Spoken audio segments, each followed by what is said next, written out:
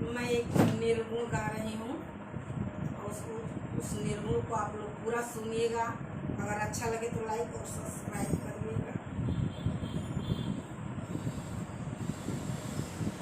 हरियर बसवा के टिठिया बनैहा, सुंदरी डसैहा डसनवा, तापर हम दुलहिन बन के सुतबै, ऊपरा से तनिह चदरिया ना।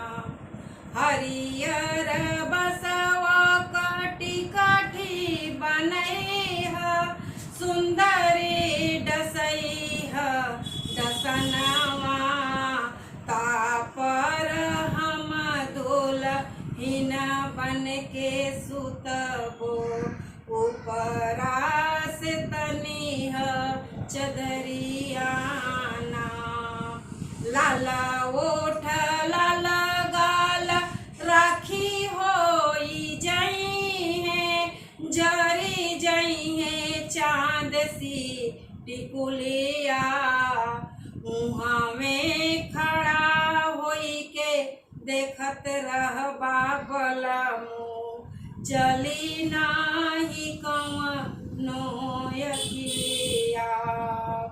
लाल ओठ लाल गाल राखी होई जई है, जरी जई है चांद सी टिकुलिया, मुँह में खड़ा होई के देखत रहबा बलमु, चली नाही कवनो अखिलिया।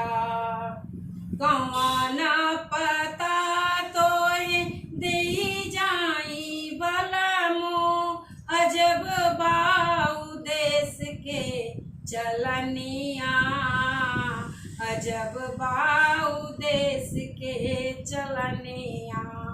कवन पता तोहे देई जाई बलमु, अजब बाऊ देश के चलनिया, अजब बाऊ देश के चलनिया, अजब बाऊ देश के चलनिया।